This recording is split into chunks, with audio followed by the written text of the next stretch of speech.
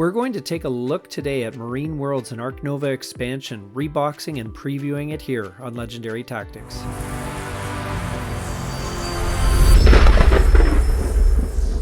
Now, we had a chance to feature the game Ark Nova. I played it a lot with Cax, and we featured it on the channel, but we played it on Board Game Arena. And even though we had a hard copy, it was just easier to get together digitally. And this is obviously the physical analog expansion, Marine Worlds, that came out a couple of years ago. And it adds a lot of interesting new things without fundamentally changing the game, which I really like. I think it's something where you have a little bit more sort of, I guess, chrome, I guess you could say, like these new player markers here. You can see these mark the different things like appeal and so forth, victory points. And then you've got all the individual markers here, the penguins and the cats. And I think it just gives a game that already looks pretty good on the table. I think it just makes it look that much more interesting and fun. So we're going to suck these up into the Ziploc bag, and we'll take a look at the other counters, the fish and the monkeys. Now, I really like the fish. It's a little hard sometimes to get them set up on the right side, but I think they look really great. Monkeys don't look too bad either. And we're going to take the opportunity to suck these up again into the Ziploc bag. It's always the easiest way to clean up. And we'll take a look at some of the cards here. We have some conservation projects and so forth. There's lots of interesting cards that are going to add some variability to gameplay, but they're not going to fundamentally change the game. So it's still Ark Nova, nothing really changes, but you have a greater variety of animals. And we'll look at these in the preview in a little bit more detail, but these are the sea animals. Obviously, that's going to be a big attraction to this. And there's a fair number of cards going through and looking at these creatures. It will make an already large deck even taller on your board. So, but that's fine. This is what you want. You want the ability to go in different directions with your zoo, and this will allow you to choose a more marine option to grow your zoo. So we'll put these cards back in the box here with the other stuff, and we'll take another quick look here, just scrolling through. Again, the best way to get to know these cards, obviously, is to get the expansion and to go through the glossary. The glossary does explain all these things, including the new action cards. They add a bit more variability to your actions, give you just a new twist on the action cards that already I thought were a very interesting mechanic. We'll put these back in the plastic wrap. There we go, and that always keeps the dust off them, so that's always a great way to store your game. The rules are not extensive. It's a little bit dense. This is the glossary that we're looking at right now, where it kind of goes through all the breakdown of all the individual things just as a reference guide. And this is the rule book. Not very long, but fairly dense in terms of reading. Not that hard to learn though, especially if you're a player that can learn a game like Ark Nova, which has a fair amount of complexity to it. And as always, we will put the shrink wrap back on the box to make sure that it's dust-free and ready for our next play, as we like to do. And this is the Marine Worlds expansion for Ark Nova. It seems to not want to be on camera at the moment. I'm not sure why. Must be a bit shy, but we'll keep trying. No, can't seem to make it work. Okay, well, let's move on to the map pack that we also received from Capstone Games kindly.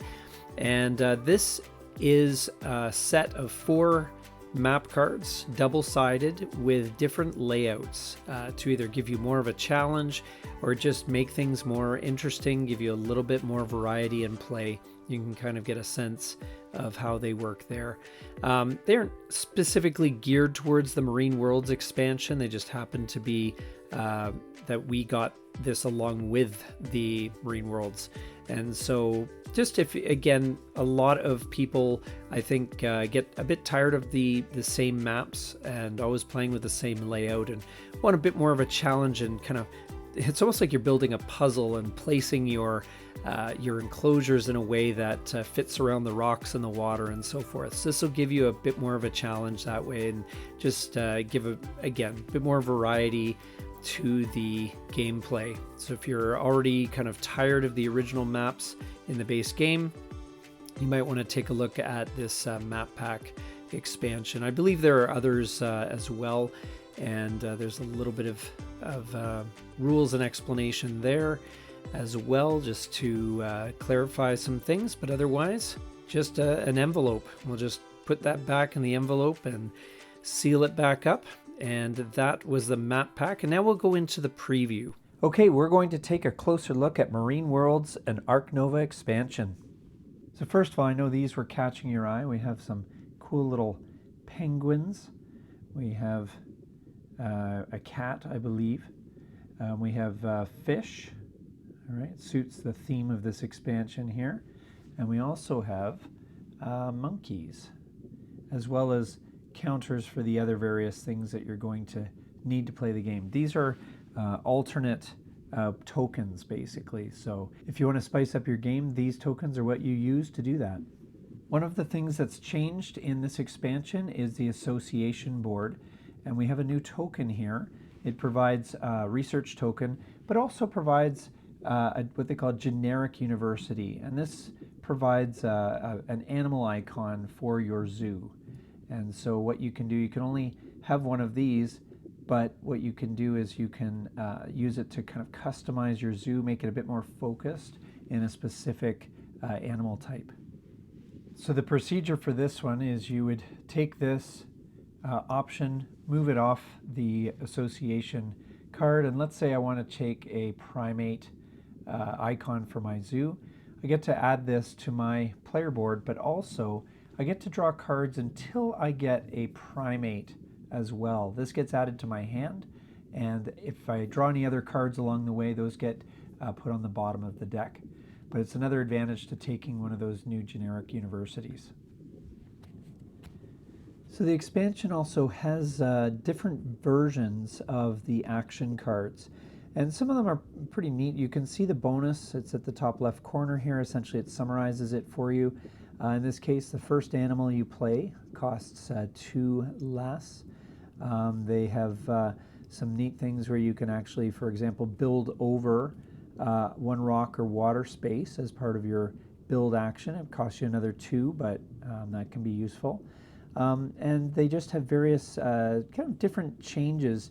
And there's a card drafting mechanic where it basically allows you to take 2 out of your 5 cards can be these new and interesting variations, you know, just add some variance to the gameplay. This one here, for example, lets you pay 2 money to move the one action card in slot 1 after finishing the action. So yeah, anyway, some neat abilities to keep the game interesting. The abilities are different on the other side of the card when you upgrade it. The interesting thing is that it might change the ability you get. So for example, that one I showed you earlier with the first animal you play costs 2 less. When you upgrade, it says additionally for each animal you play, you may pay 2 to gain 1 appeal. So it changes the nature of the upgrade as well, which is kind of interesting. So it's going to lead to some tougher decisions as to what card to upgrade and when. Same with this one, where before you had to pay 2 to move an action card to the 1 slot. When you upgrade, you don't have to pay anything at all now when you take that action. So pretty neat. So now let's get to the marine part of the expansion.